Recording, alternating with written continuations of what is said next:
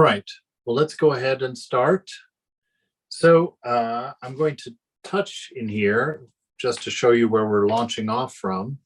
In this book, The Way of the Pilgrim, he made a reference to a Nikitas Stithatos, a Greek monk, he's written quite a bit, actually, and he's related, if you remember, we did that other teacher, Theosophus, Nicetas, I think it was, something like that. I should have looked that up.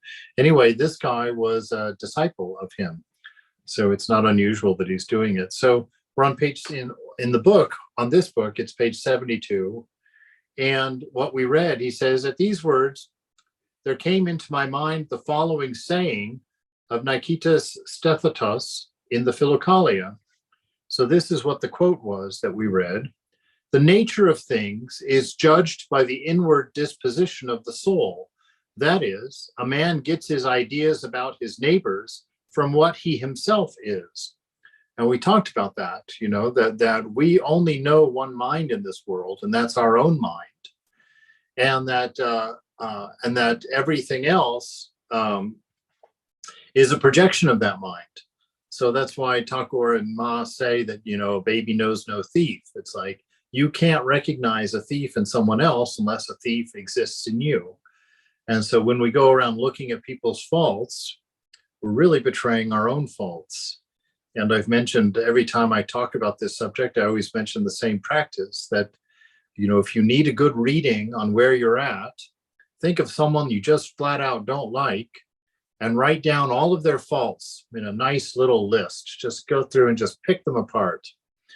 And then go through that list, and in the honesty of sitting with the beloved in your mind, examine yourself with each one of the things you wrote about this other person. And I guarantee it, unfortunately, because of my own practice, I guarantee that you will find every single one of those thoughts in yourself. And that's what gives you the ability to see it in others. And that's why sometimes we get an unreasonable anger towards someone for having those faults, because we already have that disposition within ourselves toward our own fault. It's like we really don't want that there. And so, which is one of the reasons that we place it outside of ourselves. We can see it in others, and that makes it much more comforting for us to attack it in them. And keep it outside of ourselves rather than attacking it within ourselves or acknowledging it even within ourselves. But this divine grace, I really encourage you, never think about these things without first thinking of grace. Because I find, I hope it's not just me, but in spiritual life, the farther you go, the more striking is the imperfection of our ego self. It's really quite hard to face as you go forward, to really see our faults and the level at which we've built an entire existence around our faults, and often just keep them just out of our awareness. We just kind of accept them as being who we are, and even identify with some of them. And that's why I'm so adamant about being careful about your story. If you say, this is so difficult, then no, for you, it's going to be difficult.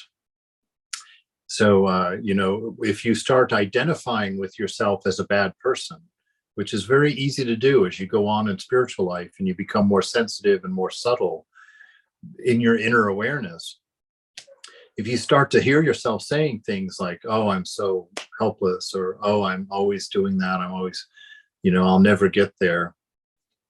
Things like that are statements about yourself that are not true, but will become true if you identify with them. That's how karma works. That's how karma is created. You identify, you attach to a thought or to a set of thoughts as an ID, and then they define how you see the moment, how you see your life. And so it's not unusual in spiritual life to kind of start identifying with those shortcomings. And it feels like humility, but delusion and humility are not the same. So don't accept them as identifications of yourself. And for that clarification. It's like what we said, there's only three things that you can say about yourself that are true. You remember what they are? Anyone? Satchitananda, right? I am loving, I am intelligent, and I exist. Those are the only three truthful things that you can say about yourself. Everything else that you would want to say is identified with body or mind. So if you're like, I'm angry, no, you're not angry. You are looking through a mind that is angry. I'm hungry. No, you're not hungry. You're looking through a body that is hungry.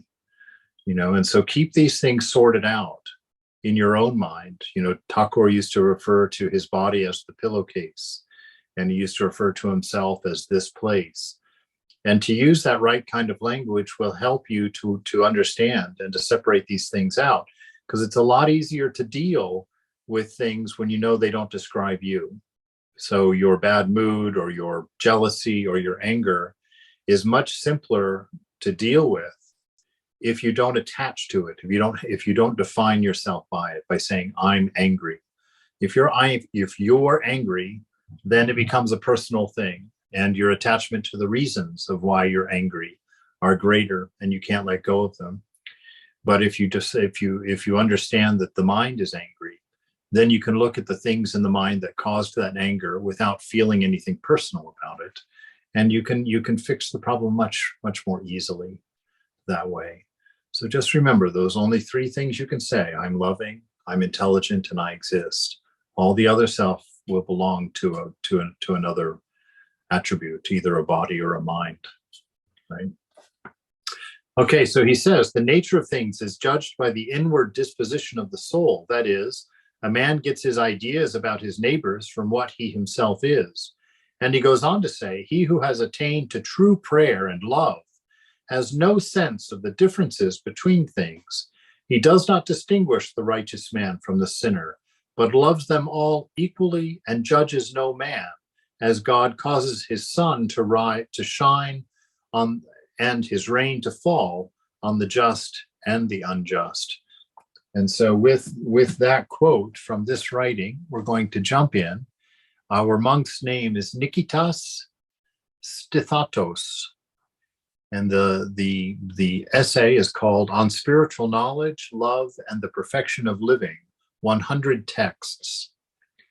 And the first one that he says here, God is dispassionate intellect, beyond every intellect and beyond every form of dispassion. He is light and the source of blessed light. He is wisdom, intelligence, and spiritual knowledge, and the giver of wisdom, intelligence, and spiritual knowledge. If on account of your purity, these qualities have been bestowed on you and are richly present in you, then that within you, which accords with the image of God, has been safely preserved, and you are now a son of God, guided by the Holy Spirit. For all who are guided by the Spirit of God are sons of God. Romans 8:14. So what do we see clearly expressed right here in this very first teaching? We see Satchitananda in there, do we not? God is dispassionate intellect, meaning that he's not identified with intellect. He is intellect. He is intelligence. So it's not an expression or attachment to intelligence or an attribute of intelligence. He is actually intelligence itself. And beyond every intellect and beyond every form of dispassion. So he's not a practitioner of these things. It's like you and your dream. Here we go again, stepping into the dream, right? In the dream, you are all the forms of dispassion happening in the dream. You're all the forms of everything happening in the dream, but you're not any one of them, right? You're the container of all of them. And you're dispassionate about them. As the sleeper, you're not concerned about any particular person in your dream. You're not on anybody's side. You're not hoping anything turns out to be in any particular way, because it's irrelevant to you. You are the container of the dream, and it does not affect you. Whatever those guys are doing in the dream is not manifesting at your level of consciousness, the level of the sleeper, right? And so it's like that in this world, that God is this dispassionate intellect.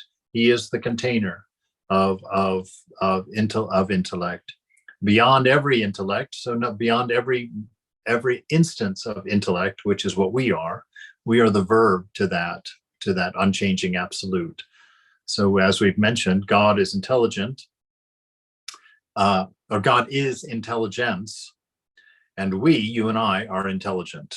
We're the verb of that intelligence of God, of the noun of God. So God is love itself, and we are loving, and God is existence itself, and we exist, right? And all three of those things are borrowed directly from God. It's the presence of God in us, that image of the beloved, that gives us all three of those things. And that is what I use personally to remind me of the intimacy that exists between God and I. I think about my existence. How could I separate myself from my existence?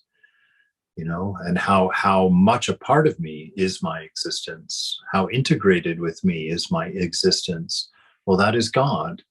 That's a handle that you can hold on to God with, as it were, for the mind, to see exactly how inundated with the divine we are. And then your intelligence, you know, how integral to you is your intelligence? How much do you use it? Well, it is God. God is that intelligence. You are using an instance of God given to you by God. So your very thought processes, your karma, exactly, your story is also of God. You know, it's just that you're attaching to only parts of it, not the whole of it. And then that love, any love you've ever felt, was the presence of God. Because there's no love outside of God. God is love. If it's called love, it is God. And so if you want to see love, if you want to see God in your life, if you want to experience God, then obey that bumper sticker, you know, with random acts of kindness, to go out and just do things motivated by love, and God will manifest. You will see God in your life. You will feel God. You will know the presence, because you'll be always aware of that love. So God, yes, what's that? What page in the Philokalia are you in? Oh boy, we are in book 4, so it's not in this book. Oh, okay. This particular essay. Oh, okay. I have a PDF that I can put out for folks. No, it's fine. I was just curious. Okay. Thank you. Yeah, that's why we were going to do this last week, but I couldn't find it. And that's because that's when I went and found it in this other text. So God is dispassionate intellect, beyond every intellect and beyond every form of dispassion. He is light.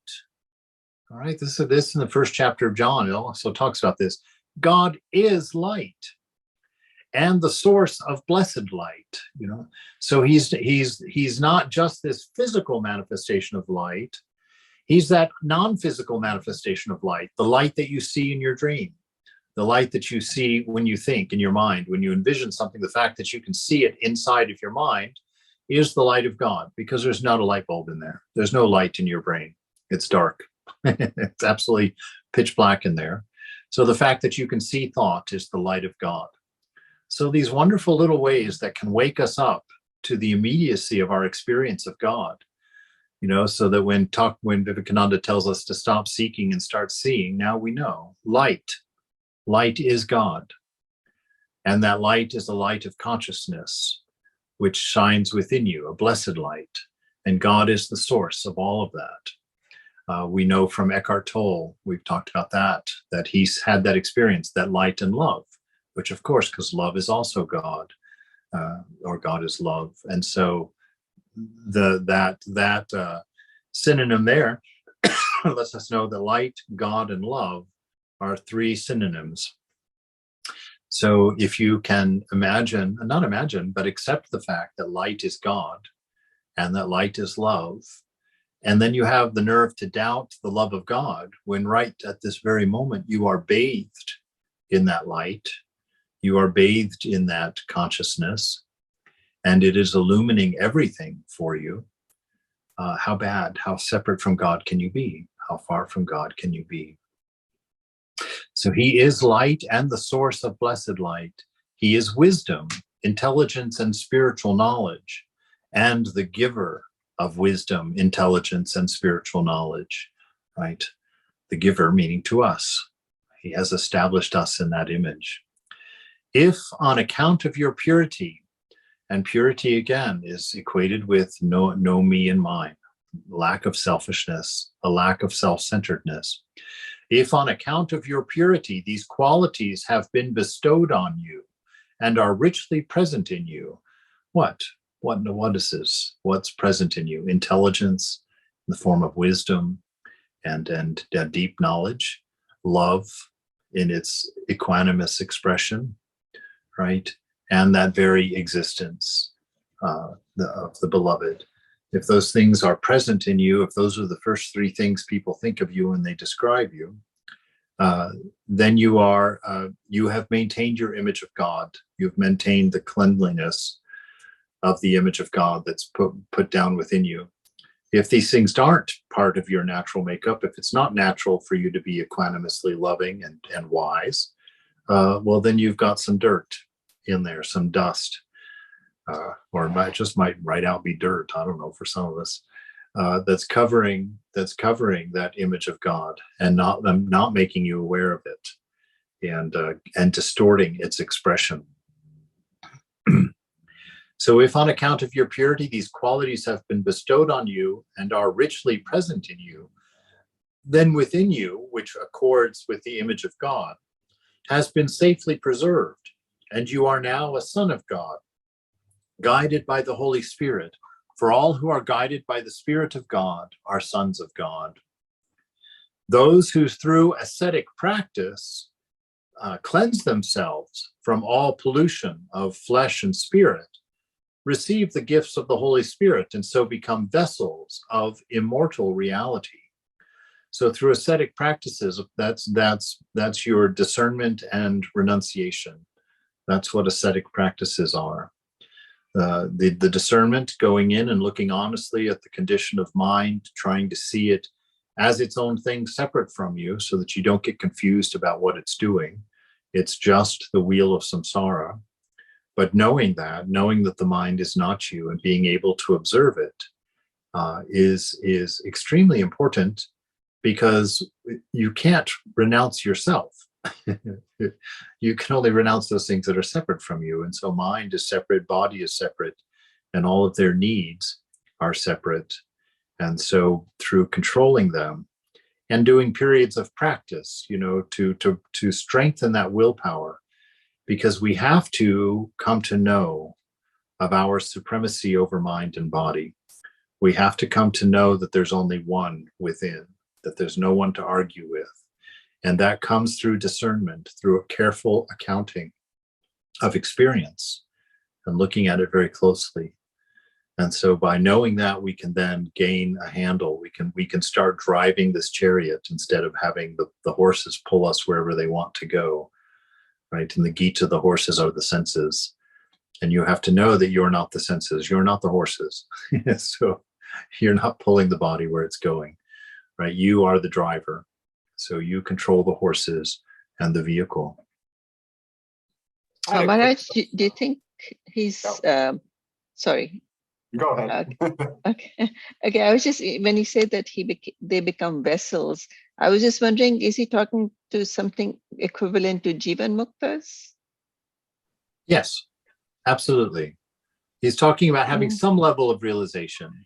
They may not be fully realized, but they're folks that have had some divine intervention to where they're established.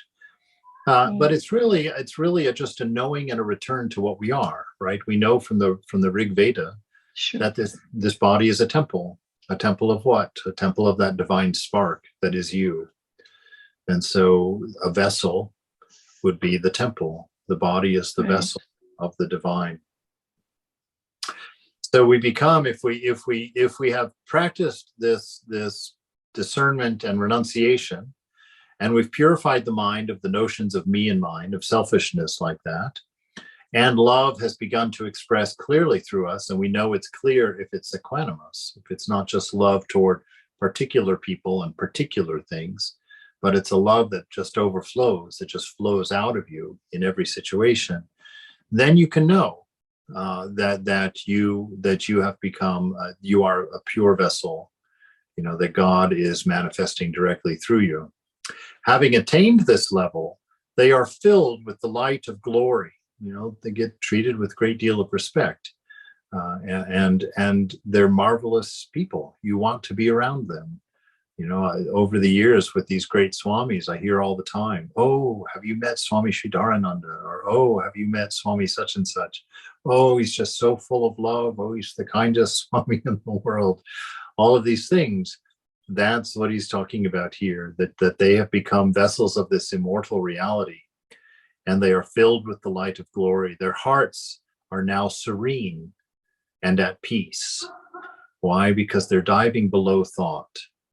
So the waves of thought are not disturbing to them. They're not identified with them. They rise and fall and have no effect on them. So their hearts are serene and at peace. They utter blessed words and God's wisdom. So they utter things direct from the spirit, direct from the soul. Right? It's no longer things patterned by thought or relative wisdom, relative knowledge. They speak in truths, in very fundamental ways of saying things quite simply. Swami Prabhupada was like that. In just 3 or 4 words, he could stitch up the whole conversation just like that. So having attained this level, they are filled with the light of glory, their hearts now serene and at peace. They utter blessed words and God's wisdom. Knowledge of things divine and human flow from their lips, while their intelligence, undisturbed, interprets the profundities of the Holy Spirit. Once they have been united with God and have experienced a blessed transformation, the law is no longer binding on such people, right? This is something that I thought that was unique to Vedanta. And here we've got it right in the Philokalia, that there is a point that we reach within spiritual life where we transcend law. And why do we transcend law? Because it's not necessary. It's not necessary. The image of God within us is our own law. And the free expression of that divine image within us will disallow us from ever making an improper step, right? But we would never think of ourselves in that way if it was true for us, because we do not speak of an I in that state. That's why Thakur again would talk about himself in the third person, this pillowcase or this place. He's very careful not to confuse himself with the body mind or with the ego, right? And so a person who's in this state will not go around telling people, making these claims about themselves, right? He who wholeheartedly and assiduously directs himself toward God, so wholeheartedly, nothing held back, and that's this. I feel like I'm going through this right now. I feel like I'm identifying some parts of me that are not coming along for the ride. They're they're little fish hooks on lines that my ego's throwing out there and catching in the trees. That's kind of holding me back a bit. And so this wholeheartedness, like there's just nothing else in you but this love of God, nothing else in you but this longing for union, for the company of the beloved, this wholehearted, like everything that you want doesn't lie in numerous places around the world that you can go and get. Everything that you want comes from the knowledge of your beloved, comes from within. That's what wholeheartedness is. There's not a scattering of attractions. There's not a scattering of interests. You have unified, like Holy Mother says, when you're trying to put the thread through the eye of a needle, she said, if there's even one fiber sticking out of that thread, it just won't go through that tiny little eye of the needle. And it's the same with desire. She says, if there's even one desire in you, if there's even one desire, You will not be able to thread that needle. And, when you hear things like that, that's when you clutch at grace. When you clutch at grace, at that God has been very kind in that he's allowing us to hold on to some ego, some sense of separateness, so that we can worship God, so we can enjoy the presence of God, so we can enjoy relationship with the divine. So he allows us that. And at the time of the body dropping off, that freedom, the body will drop off. And I just have this image, sort of a Bugs Bunny-ish sort of thing where the body drops off and you're like, oh my God, I'm still here.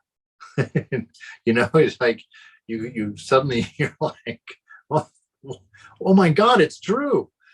And at that moment, because of that samskara, because of that knowledge that the body has dropped off, it's a validation of all that you know inside. And in that, we can be carried directly to the beloved, to the divine. That there won't be that shock of a confusion of like, well, wait a minute, the body just died and this is here, and having no knowledge and all the fear that would come from that, all of the unknowingness that would raise fear in us would come from that. And that's why we would instinctively grab at the next life, whatever that is, the next body, the next manifestation, because we wouldn't have the confidence in grace. We wouldn't have the confidence in unconditioned love that would allow us to walk directly into the light, unashamed and unafraid, as it revealed all of our ego, as it revealed all of our faults and all of our shortcomings, because we would have practiced our whole life to know that they are not what we are, that they do not identify us, they are not our story. And that will be all very important at that time for us to remember, and to even in that state to be singing the name of God and walking with confidence into that all-revealing light. Their hearts are now, he who wholeheartedly and assiduously, now assiduously means with fortitude and a constant reapplied effort.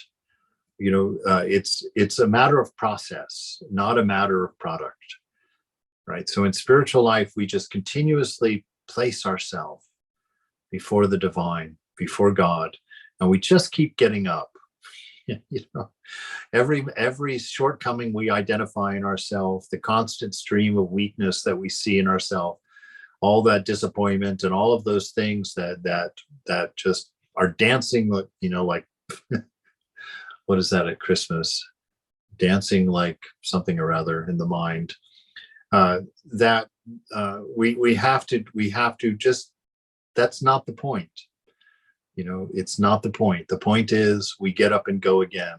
My friend Philip told me something very beautiful very early on in my spiritual life.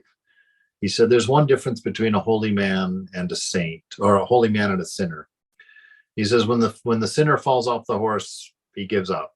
I don't want to ride that stupid thing anyway. But the spiritual man or woman will fall off that horse 1,000 times and will get up undaunted and climb back up and try again. Just that is what identifies a spiritual person, someone acquainted with unconditioned love. It's like, we know our faults. We're well acquainted with them. We see them everywhere in ourselves, but we're not identified with them. And so when they make themselves known, we just shake our head, dust off our pants, get up, and climb right back on and get going. So, excuse me, as I was listening to your lecture with Nisargadatta Maharaj this afternoon, and it was one of those aha moments for me to get back on the horse. But it was where you talk about where the visitor says, I have these desires. And Maharaj says, these desires are desires. They're not yours. Why do you attach yourself with those desires? So similarly, it kind of set me going that, like you're saying, we think of all these faults as ours, or desires as ours, or shortcomings as ours, but they're just that. They're not you. So if one can just disassociate that, like we keep saying, we are instruments, but we don't really digest that, right? If we were truly the instruments, like the flute that's being played, whether bad music comes out of it or good music comes out of it, if we actually think of it being the flute, then good music will eventually come out of it. Yes. Or, so eventually those desires will die. Every time if you think that you are not the desire, then it will relax on its own. So Yeah. Yes. it was really helpful, and with similar thoughts that you're talking right now. Yes.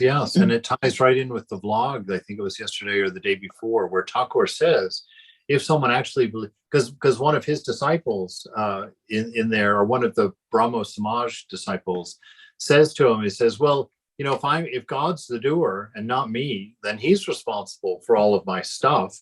Why get on me about it? And Ramakrishna smiles, because he knows that it's ill digested, because he smiles and he looks at the man and he says, yes, this is true. He says, but one who is fully convinced, who really knows that God is the doer, cannot make a false step, because you would never actualize a choice, right? Because instruments don't actualize choices. Instruments obey a presence, the one that holds them in their hand. And so to know that you're not the doer, to know it emphatically, yes, it's absolutely true. You cannot make a false step. And it's what this last verse just said to us also. Right. That I kept thinking about it.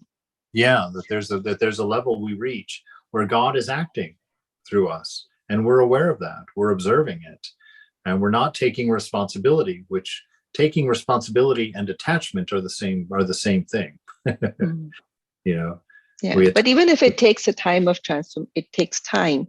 Yes. But that becomes the remembrance. Yes, I got angry, but then to go back and think that you got angry and then disassociate oneself, right. It becomes the practice. Right? That's it. And you don't even have to disassociate yourself. Just become aware of the anger belonging to mind and not to me. Right. And put that light on it. And your soul, yourself, the capital S in there, will renounce it itself, because it's not who it is. And so that light of awareness is really all that's necessary, is because that light of awareness will show you all of these things. We know these things are true because they become obvious when you've established yourself in awareness, where you stay lucid. You don't get caught up in story. You don't get caught up in assumption and projection. Right. Thank you. Yes. So he who wholeheartedly and assiduously directs himself toward God attains such virtue of soul and body that he becomes a mirror of the divine image. Now, this is one place Vedanta is going to be just a little bit different in the way it describes it, because in Christianity, there is no oneness with God, right? That the soul is eternally separate from God. So they're going to talk about St. John of the Cross, for instance. He says, you can polish yourself to be the most crystalline, pure piece of crystal that can't be detected at all. And God, when somebody looks at you, they don't see you at all. They see God alone. But in fact, you're a piece of crystalline, clear glass. So that's how they get around that union, because for them it's blasphemy, because they are still identified with post-fall Adam as opposed to pre-fall Adam. And so as long as you identify with the nature that is evil or sinful, you can't be one with God. And if you're going to start with that, which quite often in Christian theology, they start with the post-fall Adam.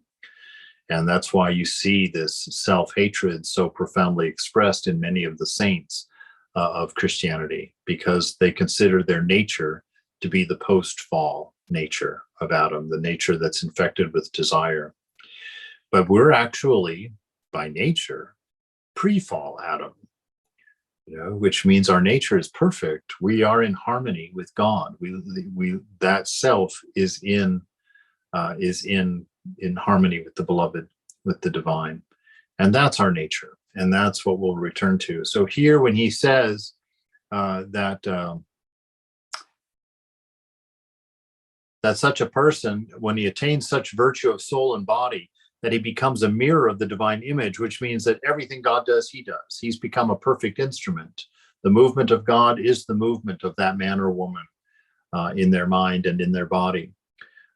For us, we say that they've returned to God. There's that union, that unity of God, and that God is actually inhabiting the body now, that God is moving through the body. For them, for this Christian perspective, you become a reflection of God. Looking at you, people see God because you are a direct reflection of that. There's no more intercessing ego in there that's destroying things, messing things up. So you become a mirror of the divine image. He is so commixed with God and God with him that each reposes in the other. Right. So there's no separating the two. It's as a Vedantist, you read this and you think, why go through such contortions? Just call it what it is. It's like, why maintain this separateness and then have to come up with all these twistings to stay on the straight and narrow? Just say once we lose ego, once we lose that notion of separateness, once we've given up a will based on body mind, there is only God, the image, left within us, and it is God expressing. There is no little I there anymore. We are in a state of union at that point.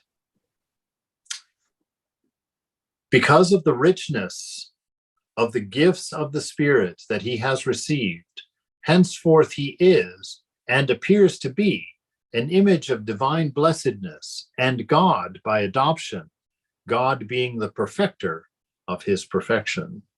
So see, they're attributing everything to God here, and even that you appear to be an image of divine blessedness and God by adoption. So we have to put these little qualifications around it all the time. But in fact, from our non-experience, because it's not an experience, we will be one with God. There will be no separate consciousness of self there anymore. There will only be a universal self that is in perfect harmony and flow with the universe being expressed.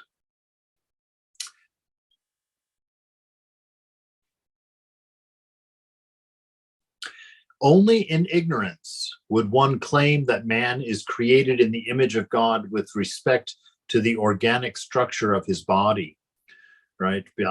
I grew up in a fundamentalist church, and we actually were taught that the image of God is this, a face, two hands, feet, and God is a man well,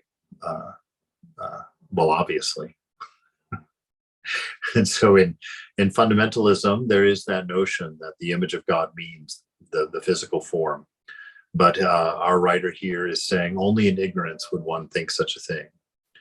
He said, and he goes on to express it more clearly. He says, he is in the image by virtue of the spiritual nature of his intellect. All right. By your wisdom. It's going to be actually those three things, right? Those three things that are the image of God are love in its unconditioned form, are intelligence or wisdom, and existence. So those three things are the image of God in which we are created. They are what we manifest by nature when we're not infected by ego. So the image, by virtue of the spiritual nature of his intellect, which is not circumscribed by the dead weight of the body. Now, this is a good place for us to spend some time. What does this mean? It means that your intelligence is not inside your body. It means that your love is not inside your body. It means your soul even is not inside your body. And again, I'm going to drag us right back to that idea of the dream, because it just explains all of this so perfectly. Even though the character in the dream is going to have the same experience of his intelligence being within him as you and I are having right now, it is not. We are submerged in the intelligence which is God. We are submerged in the light which is love, which is God. We are submerged in existence, which is God. None of that is coming from the inside out.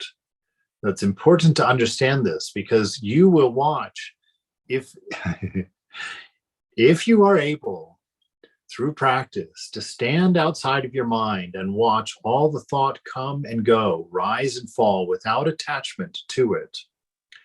As soon as that becomes successful for you, you will clearly see the entire universe in the mind shrink down into a little dot. Like, do you remember, I don't know, this might be too long ago, I'm terribly sad about that, but you know, back in the old days when you turned off a tube television, you know, it would stay on for a little bit, get fainter and fainter, and then all of a sudden, zoop, and it would become this one bright light pinpoint in the middle of the tube of the screen.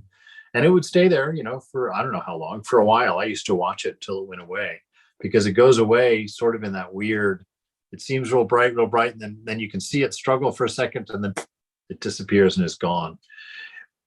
That is a good description of what happens to the world, to the person who drops ego. The whole mind, the whole universe contained in it comes to be a single point. And you still realize that you are not that single point. That single point exists within the divine nature, you know, because the body and all of your story of the universe is contained in that point, and you're looking at it. So you can't be inside it, and it can't be inside. It is, in fact, contained by you. Oh God, this is going to look like it's going against what the text is saying, but it's not. It's just saying that God and the isness of God is not within this body, is not held within this body. That you in your free state and your realized state are the container, the circumscriber of everything. Everything is within the divine. In awareness.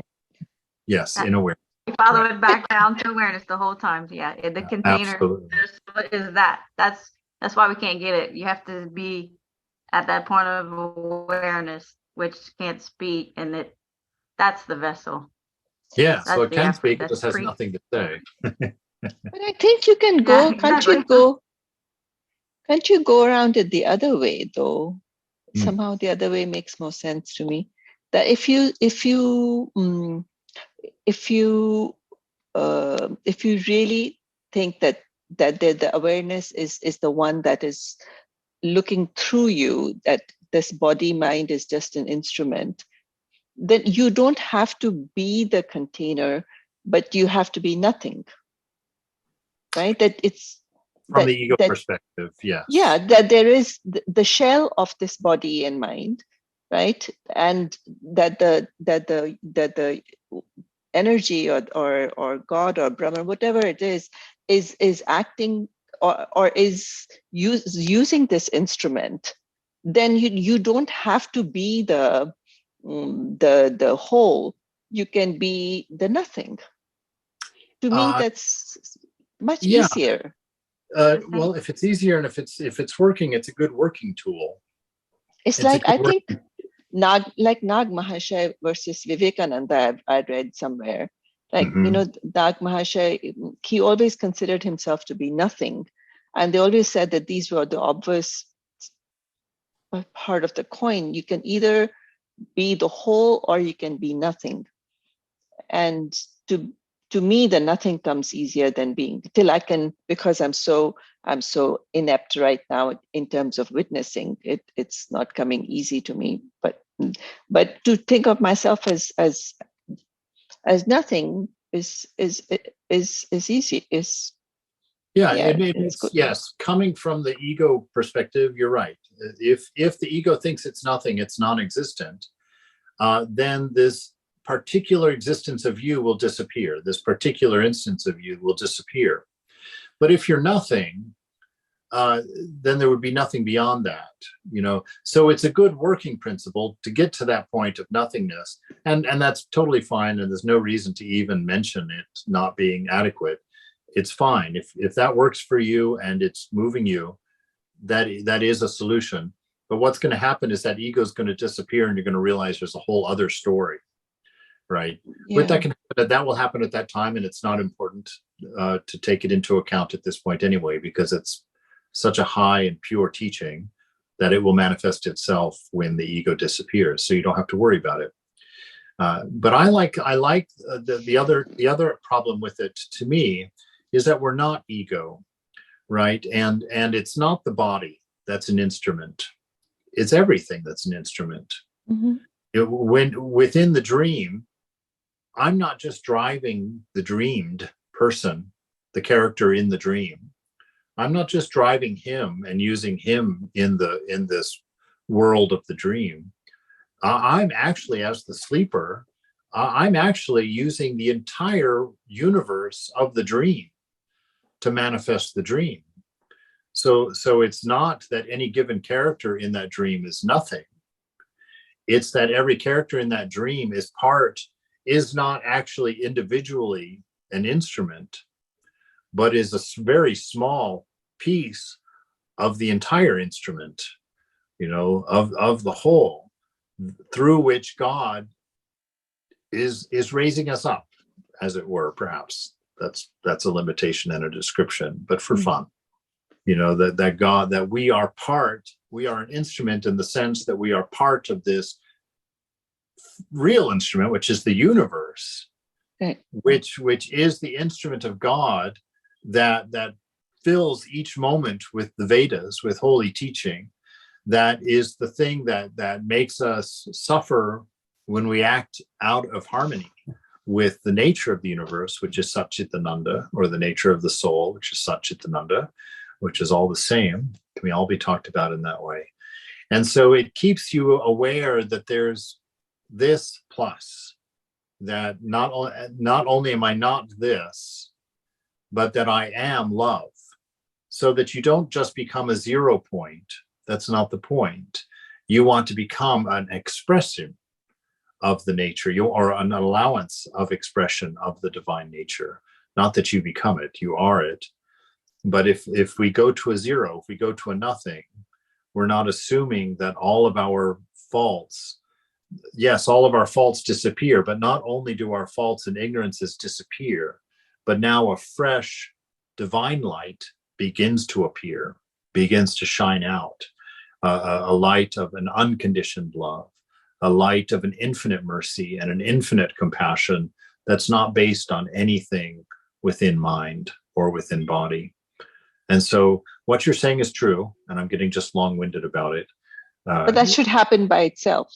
It will happen by itself either way. Right. Either way. And so that's why I say, as a working idea, what you're saying is true. As a philosophical idea, it's incomplete. but as a working practice, it will definitely get you, So all of that. Anybody still awake? All right. So he says, since the divine nature is outside every created being and all material grossness, it is not circumscribed. It is not contained. This is a philosophical way of saying God doesn't have an attribute. God has all attributes. God doesn't have a boundary. God is infinite. You cannot in any way fence God in. God is inclusive of everything and more, the seen and unseen. So he is not circumscribed, but is unlimited, so without limit, no boundary, and incorporeal, which is again another statement of unlimited. He doesn't have a body or a form that's native to him. Let's put it that way, because he does inhabit the word and take form when he finds it. Who knows why he does it? I can't even finish that sentence. When he wants, he incarnates and comes. So it is incorporeal, beyond substance and all condition. Right. So he's just making sure that you understand you cannot contain God. God cannot be held within any idea or any word or anything. He is infinite. Beyond substance and all condition, without qualities, impalpable, which means you're not going to touch him, unquantifiable, which means you're not going to be able to measure him, Invisible, you're not going to see him. Immortal, again, outside of time. Quite often we're tempted to think that immortal means just very, very long time. Immortal means outside of time. Time is irrelevant. Time does not exist. Immortal, incomprehensible. This is an important one, which means that no matter how much philosophy you memorize, no matter how many scriptures you put in your head, God ain't going to be in there. You're never going to find him here. He's not a matter of thinking or philosophizing or calculating or contemplating. None of that. We use all of that in order to come to the understanding that God is beyond. God is beyond that. And eventually, what has to happen is we abandon thought as a mechanism for approaching God. And we dive beneath the movement of the mind, beneath the waves on the surface, which are the thoughts. And it's the thoughts that hold our ego, the thoughts that hold our story, that hold our past, that hold our future, that hold our karmas.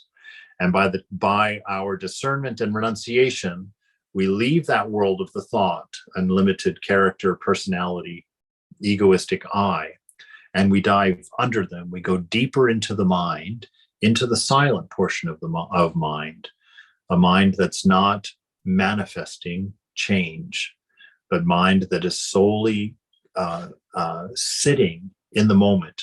Because as soon as you leave the world of cause and effect, which is what mind is, mind contains time, mind contains cause and effect, mind contains your karmas and your desires, your attachments, and all of that. All of that is in mind. And manifests the thought. It's the independent, the individual sense of I that infects the mind, that causes thought, that causes the imbalance. When we take ourselves to be in a particular, the mind comes out of balance, the waves of thought begin, and the ego is born, and out of it all the rest. But when we silence mind, time, space, causation stops. You begin to see that the moment is eternal. Right? That the moment is not this graduated, chopped up, continuous little, now it's here, now it's here, now it's here. It's not like a computer where, it's one frame at a time or a movie. But we find that the moment has never begun, never ended, that it is everything, and that the past was just a function of mind, and that the future was just a projection of mind, and that we have always inhabited eternity. This moment has never changed. And when we step out of mind, we have the experience of unchanging, which can't be an experience because experience requires change. But for the sake of language, we experience unchanging, immortal reality in that. All right. So without, yes. So this kind of mind that you're talking about, and saying that we're not the mind, what's the difference between it and pure mind? Like, because aren't we pure mind? Like, yes. Well, is on that, the nuance of that. Yeah, there's a lot of nuance in that. Ramakrishna says pure mind and Brahman, pure mind and God are one and the same. So pure mind, though, has all the attributes or the non-attributes of God, all the things that he's listing here. And so even though we are mind at that level, we are pure mind, we're not active mind, we're pure mind. Even though that's true, it's meaningless to say, because you are equating something to something that doesn't exist separate from you. You're owning something that you do not circumscribe, and that is not contained within you. And so you're identified with the infinite, immortal, non-attribute. So what does it mean to say I am mind at that level? It's meaningless, because there's at that level of awareness, there's one without a second, right? So there's no separation. There's no one to describe you. There's no one to say anything. So it's more useful to unidentify as the mind than to identify as pure mind. Kind of where I'm getting some of that. Well, If it's helpful, do it. Okay. The thing is that realize when you say pure mind, you don't know what you're saying. Right. So what are you identifying with? The mind is going to attach to some attribute if you say I am the mind. That's why the sages highly recommend neti neti. As long as you have any idea of the body being you, as long as there's any idea in the mind of it being you, then using the path of affirmation that I am that, I am that, I'm that, I'm that, I'm that, is dangerous because the only I that you know is the ego. And so you become full of ego. You identify yourself. You make a great mistake in identifying your ego to be God, right? And there are people, I have met sadhus that have done this. Most of them living in this country, that have this idea of like I am God, and they read that early on in the scripture somewhere. And they thought, I really like that because then I'm not responsible to God. And if I am God, then I am in total control. And they basically take all of their attributes of ego and assign it to God. And that is a very, very, very, very difficult thing to get out of. A very, very difficult ignorance to break. And so the sages say, if you want to know what you are and you're going to use words to find it, it's easier to find yourself by saying what you are not, as opposed to what you are.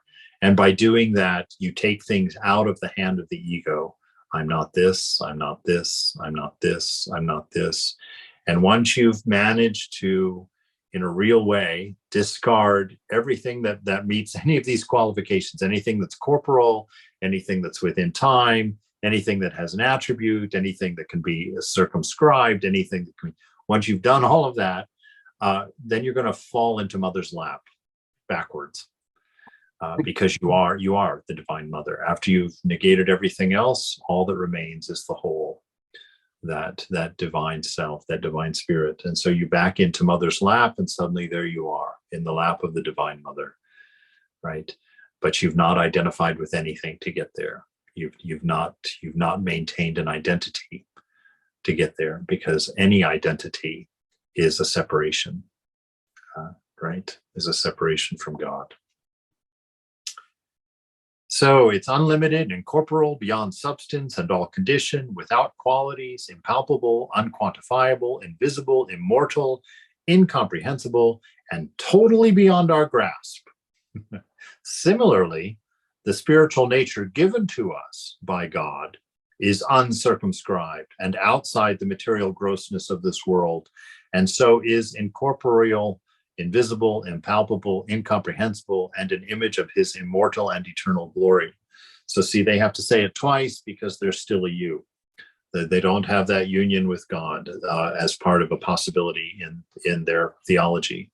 So that's the one difference between dualists and Advaitists, right? We've got the three levels. There's three ways to approach God, and Ramakrishna is one of the first. Well, he's the first to experience it. Let's put it that way, where God, all three of those are true. Dualism, qualified non-dualism, and non-dualism are all true. It just depends on where you are in the path. As you take that path up the mountain, at different points, you're going to see different truths. When you reach the highest point, you're going to realize that all paths are one, all right? That they all come to one place, and there's that one without a second, that unity there. And so, but at the beginning, as we identify with an ego, we're dualists. Any one of us who claim to be an Advaitist at this point in our life are telling a big tale, a big story. We're definitely dualists. We get up, we think we're taking a shower, we think that we're making our bed, we think that we're eating our toast, we think that we like our eggs. All of these things, we see ourselves as separate and apart from God. So everybody starts a dualist. And then when you get deep into your practice, you start to think, wow, God is the whole, and I'm just a part of that. So that's qualified non-dualism. God is the whole, and you are a part, right? And then you go deeper in that practice, and suddenly a light comes on, and you're like, there is no difference between this and that. There is no inside and outside. There is God alone. And of course, you won't even be saying that because there's no one to say it. You are that one without a second, ever free, ever pure, ever blissful. You are the universe. Right. Okay, it's 8:06. We have to stop there. Let me just finish that fourth verse. Oh, we did. Invisible, impalpable, incomprehensible, and an image of his immortal and eternal glory. All right, and we'll start with number 5 next week. I like that. All right, does anybody have a question or? Yes, Yes. I do.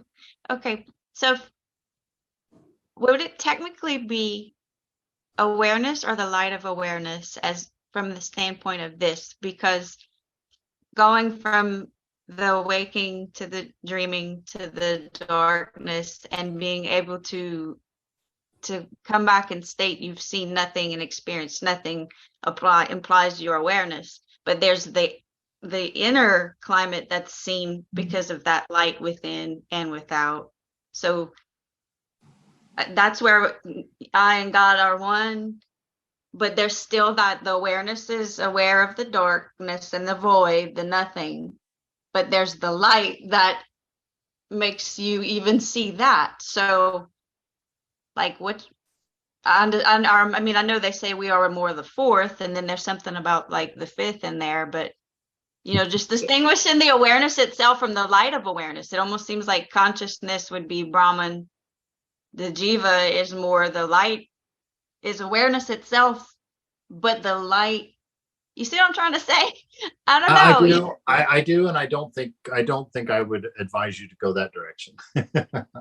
I don't think you're going to distinguish awareness from the light of awareness. They're the description of the same thing. There is what Ramana Maharshi says, the awareness of awareness. Yeah, because I see that. I mean, that's awareness of awareness is what we are. We are the devotee. Awareness itself is the divine, the one without a second. And we see God reflected on the mind, right? And that's the universe. We see his reflection in mind, and we mistake that for something separate from God. And we break that thing into 10 billion little objects, and we fall in love with some of them and we hate other ones. But it's all one reflection. We just think that we're one part of it. It's like, it's looking in the mirror and understanding that you're everything in that mirror. You're not just the face in the mirror. And so that's seeing the light of being aware of awareness. It's like, it's understanding that all that we see is our own reflection, and we are everything and more. Yeah. But in order to do that, we have to break a rule. We have to identify from a particular. We have to identify from a point, and that point is going to be the body-mind. And so even though it could be a true statement, it's not a statement that would be made because it's, that distinction's not there.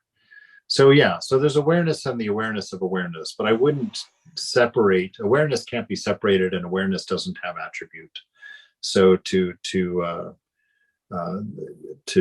try and separate light from awareness really wouldn't work, because light's not an attribute of awareness. It's kind of an isness of awareness. If there is awareness, then there's light, because that's what awareness is. It's seeing, it's knowing. Yeah, right? That all-pervading light, that truth, that light, that way. Yeah, it's from. Yeah, yeah, it's everywhere. It is everything, right? Yeah. Good question, though. Good idea.